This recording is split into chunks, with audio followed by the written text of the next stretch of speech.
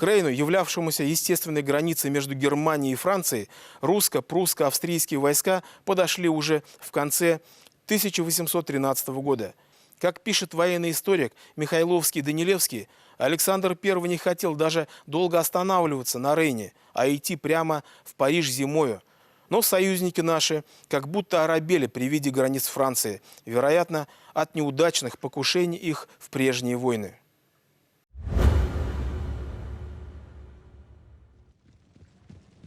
Первого января 1814 года русская гвардия во главе с царем пересекла Рейн в районе Базеля. Другие корпуса союзной армии вторглись во Францию 10 днями ранее. Решающую роль в кампании 1814 года сыграли сражения, данные французам прусским маршалом Блюхером. Вначале он терпел поражение, однако в сражениях при Краоне и Лаоне разбил самого Наполеона. В названных боях участвовали 1-й и 9-й башкирские полки, взявшие в плен множество французов.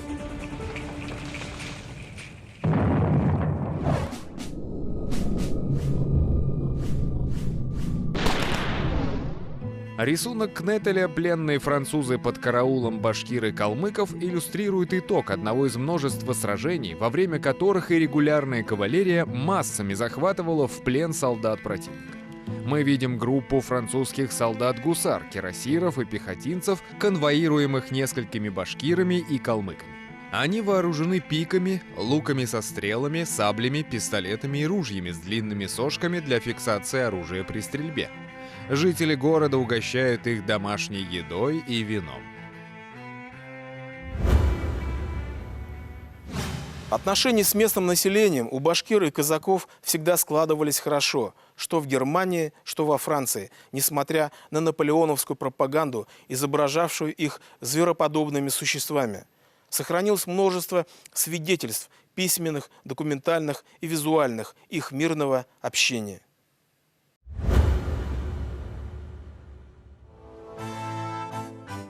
31 марта 1814 года русская и прусская армии вступили в Париж, а вместе с ними 2-й, 12-й, 13-й, 14-й и 15-й башкирские полки. После взятия Парижа в него были введены русские войска, в том числе были башкиры. Известно по документам, что в составе русских войск в Париж вошли 5 башкирских полков полностью, и из 4 полков отдельной команды. То есть 9 полков, мы говорим о присутствии их в Париже. Это были 1-й, 2-й полк, 9-й полк, которые шли в авангарде наступающих армий. Это были команды 5-го полка и других полков, сотни, полусотни, которые были в конвое генералов и других чиновников, офицеров и так далее. Эти полки были расквартированы на Елисейских полях вместе с донскими казаками и в Булонском лесу. Немецкий живописец Георг Эммануэль Опиц в марте 1814 года оказался в Париже, результатом чего стала серия акварелей, живых и забавных по своему содержанию, одна из которых называется «Калмык заставляет еврея резать свинью», хотя на ней изображен, по всей видимости, башкир, так как одежда персонажа картины явно башкирская. Что интересно, почему башкиры именно с казаками были расквартированы в Париже? Ведь в Париже из русской армии была расквартирована только гвардия. Вся остальная армия была выведена из города. Почему? Потому что Александр I немножко стеснялся своей оборванной армии, пока шла с походами, она пооборвалась, так сказать, поиздержалась. И он не хотел показать армию такую, поистрепанную в боях. Но башкир он вел туда намеренно. Это было связано с тем, что у башкир было парадное обмундирование, которое они сохранили, это раз. Во-вторых, Александр I, памятуя те самые пропагандистские уловки французов 13-14 годов, которые говорили о том, что башкиры там людоеды, дикари, он как раз хотел и показать французам, что какая у него большая армия, какая у него империя, какие у него есть народы, и что это не дикие народы, а это народы, которые смогли разбить врага и дойти до его столицы. Поэт Николай Батюшков писал в те дни: «Кипел бульвар в Париже так, народа праздными толпами, когда на нем летал с нагайкою казак или северный Амур с колчаном и стрелами». Само название имело не совсем серьезное происхождение. Дело в том, что французы начала XIX века привыкли видеть с луками и стрелами амуров, которые изображали в контексте именно культуры ампира, стиля ампира. И увидев живых людей, вооруженных этим, оказалось, несерьезным оружием, естественно, французы отнеслись к ним несколько иронически. Однако после картины Венецианова, который рисовал карикатуру, в том числе и на французов, и в одном из сюжетов он вывел башкира и назвал его Северным Амуром, появился новый контекст. И в российской культуре это название уже не рассматривалось как шуточно-ироническое. На рисунке Венецианова башкир убивает 4 французов. Какие тут могут быть шутки или ирония? До наших дней дошло несколько картин, отражающих пребывание башкир в столице Франции.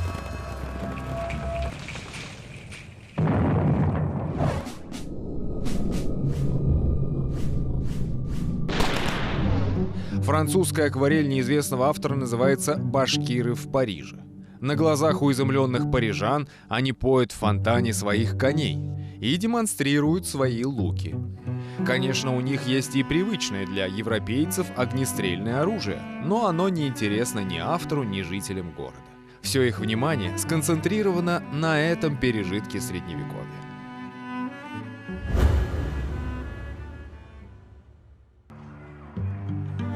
По окончании кампании 1814 года начался Венский конгресс, выработавший новую систему международных отношений. Французский министр Толеран, в надежде повернуть вектор европейской политики против России, разыгрывал тему восточных варваров, угрожающих западной цивилизации. «Соединялось же христианство против мусульман несколько веков тому назад», — заявлял он. «Почему же ему не соединиться против калмыков, башкир и северных варваров? Мы не позволим, чтобы над нами насмехались». Вот этот миф о том, что с русским царем пришли орды азиатов, дикарей, варваров, башкир, калмыков, казаков, он имеет давние корни. Он был еще создан Фридрихом во время Семилетней войны, затем продолжался во время русско-шведской войны. Наполеон его лишь развил в 13-14 годах. И, что интересно, в дальнейшем он будет повторяться в течение XIX века. И во время восстаний и революции в Европе, когда будут пугать, что русский царь Николай сейчас пришлет орды башкиров, и калмыков и казаков, которые здесь все погубят. И во время уже Второй мировой войны, когда гитлеровская пропаганда распространяла совершенно такие глупые слухи о толпах башкир и диких народов, которые в армии Сталина там воюют против вермахта. И в годы холодной войны вот этот миф о армии азиат и восточных дикарей, которые опасны для европейской цивилизации, он будет много раз повторяться. Однако сами европейцы мало верили этим пропагандистским памфлетам.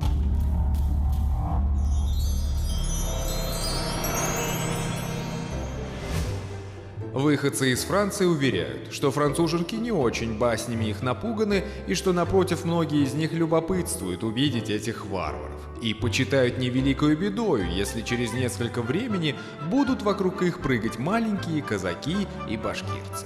Из записок адмирала Шишкова. В 1814 году башкиры отправились домой и на обратной дороге, проезжая через немецкий город Веймар, случайно встретились с великим Гёте.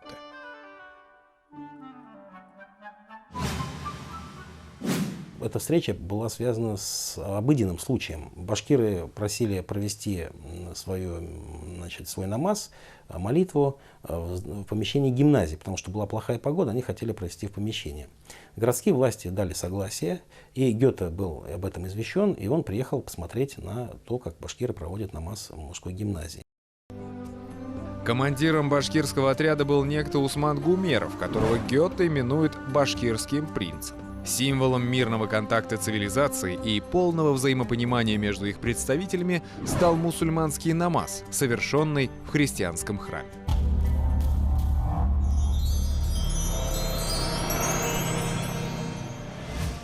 Кто бы мог предположить еще несколько лет тому назад, что в нашей протестантской гимназии будет проводиться магометанское богослужение и будут бормотаться суры из Корана, и все же это произошло. Мы присутствовали на башкирской молитве и приветствовали в театре их принца. Иоганн Вольфганг фон Гёте. Башкиры подарили Гёте самое дорогое, что у них было, это оружие, лук и стрелы. И Гёте с благодарностью этот подарок принял. Он его долгое время хранил у себя над камином, а затем он хранится в его музее в Веймаре до сегодняшнего дня. В свою очередь Гёте пригласил башкир в театр вечером, и делегация башкир посетила театр.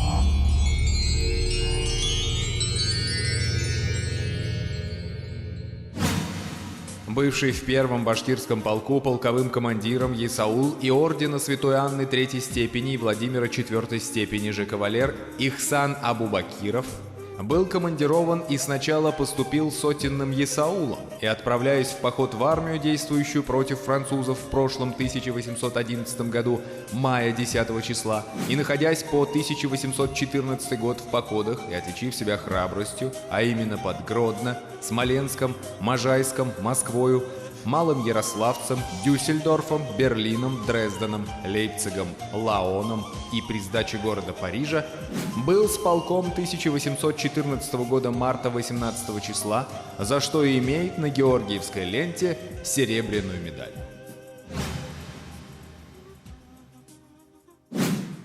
В послужном списке Ихсана Абубакирова отразился почти весь боевой путь башкирского войска в годы Отечественной войны 1812 года и заграничных походов русской армии.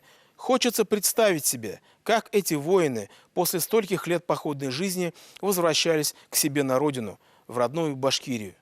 Кто-то вез трофеи, кто-то, как гласят некоторые предания, французских жен, а кто-то просто воспоминания, отраженные в песнях.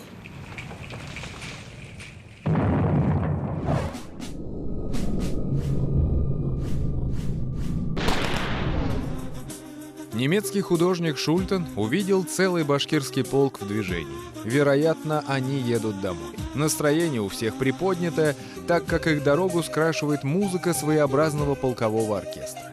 Один музыкант играет, по всей видимости, на курае, другой на флейте, третий на башкирской виолончели – кыл-кубызи. Но символом той героической эпохи является, на наш взгляд, картина Александра Орловского «Всадник башкир». И в Москве бывали мы, и Париж видали мы, и захватчика француза хорошо бивали мы.